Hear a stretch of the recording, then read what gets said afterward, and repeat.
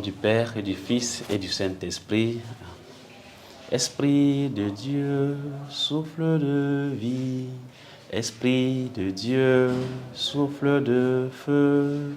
Esprit de Dieu, consolateur, tu nous sanctifies. Évangile de Jésus-Christ selon saint Marc.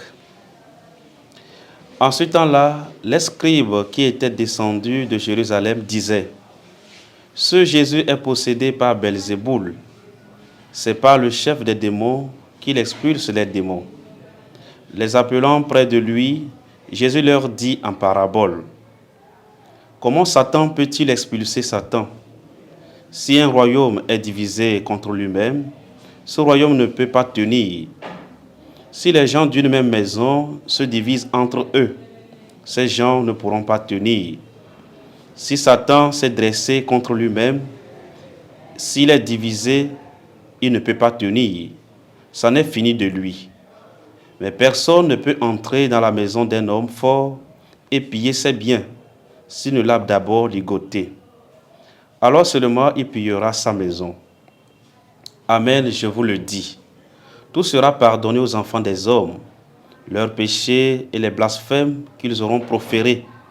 Mais si quelqu'un blasphème contre l'Esprit Saint, il n'aura jamais de pardon.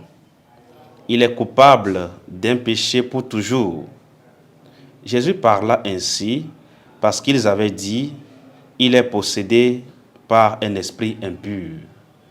Acclamons la parole de Dieu. Louange à toi, Seigneur Jésus. Bien-aimés de Dieu, aujourd'hui nous sommes le lundi 27 janvier 2025, lundi de la 3e semaine du temps ordinaire. Et aujourd'hui, dans l'évangile, les scribes qualifient Jésus de possédé. En fait, leur démarche est contradictoire, puisque, comme dit Jésus, si celui-là qui est le chef des démons, Belzéboul, est celui qui expulse les démons, cela veut dire que Satan s'autodétruit.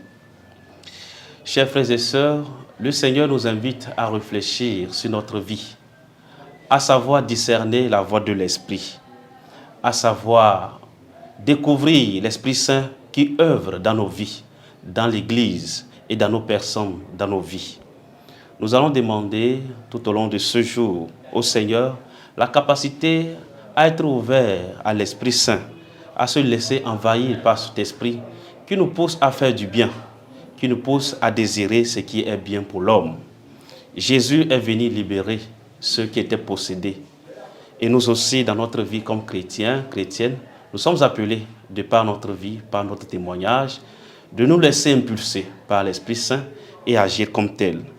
Que Dieu lui-même nous donne, par son Esprit Saint, la force d'agir et de savoir reconnaître son Esprit Saint qui agit dans notre vie, maintenant et pour les siècles des siècles.